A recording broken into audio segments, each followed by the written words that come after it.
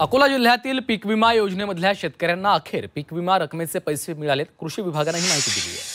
पंतप्रधान पीक विमा योजनेअंतर्गत शेतकऱ्यांच्या खात्यात केवळ 3, 5 आणि 21 रुपये इतकीच रक्कम जमा झाल्यामुळे शेतकऱ्यांचा संताप झालाय।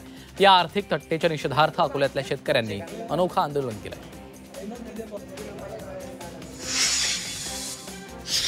जालना जिल्ह्यातील डोमेगाव इथं मुसळधार पावसामुळे कापूस उत्पादकांना फटका बसलाय। परतीच्या पावसामुळे कापूस भिजल्यामुळे शेतकऱ्यांचं मोठं आर्थिक नुकसान झालं। दरम्यान प्रशासनानं पंचनामे करून नुकसान भरपाई द्यावी अशी मागणी शेतकऱ्यांनी केली आहे। राज्यात यंदा रब्बी हंगामामध्ये पेरणीचं क्षेत्र वाढण्याची शक्यता आहे। यंदा 63.69 लाख हेक्टरवर पेरणी अपेक्षित आहे। गहू, हरभरा आणि मका या पिकांचं क्षेत्र वाढेल असा देखील अंदाज वर्तवला आहे। नाशिक जिल्ह्यातील शेतकऱ्यांना शासनानं मोफत बियाण्यांसाठी 3 कोटी मंजूर केले। प्रति हेक्टरी 10,000 रुपये दिले जाणार आहेत। तर गेल्या आठवड्यापासूनच नुकसानग्रस्त शेतकऱ्यांच्या खात्यात भरपाई जमा व्हायला सुरुवात झाली, त्यामुळे शेतकऱ्यांना दिलासा मिळाला आहे।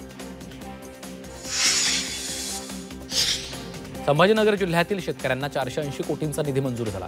एकाच वेळी लॉग इन होत नसल्यामुळे याद्या अपलोड करायला अडचणी येत आहेत। संपूर्ण निधी जमा करायला आणखी 2 दिवस लागण्याची शक्यता आहे। संभाजीनगरात अवकाळी पावसामुळे कपाशीचं मोठं नुकसान झालं। पावसामुळे कापसाच्या वाती झाल्या असून बोंड काळी पडत आहेत, तर मक्याची कणसं भिजल्यामुळे कोंब फुटलेत। संभाजीनगरात गेल्या 10 दिवसांपासून पाऊस सुरू आहे। सततच्या पावसामुळे शेतातनं पाणी वाहतं। मका, कपाशी, कांदा अशा पिकांचं नुकसान झालंय।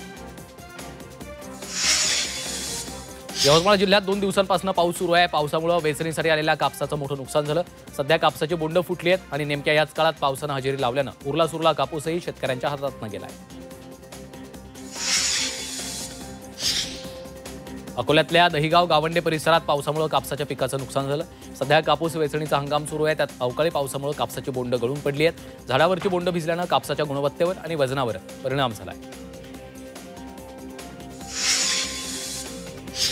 वाशिम जिल्ह्यात नीलगाईंनी उच्छाद मांडला। या नीलगाई हरभरा, गहू या पिकाचं मोठं नुकसान करतायत, त्यामुळे वन विभागानं तातडीनं लक्ष देऊन नीलगाईंसह इतर वन्य प्राण्यांचा बंदोबस्त करावा अशी मागणी शेतकरी करतायत। वाशिम जिल्ह्यात झालेल्या अवकाळी पावसामुळे शेतकऱ्यांचं मोठं नुकसान झालंय। वेचणीला आलेला कापूस शेतामध्येच ओला झालाय। आधीच खरीप हंगामात झालेल्या नुकसानीतनं शेतकरी सावरत असतानाच आता शेतकऱ्यांना कापसाच्या नुकसानीचा फटका बसलाय।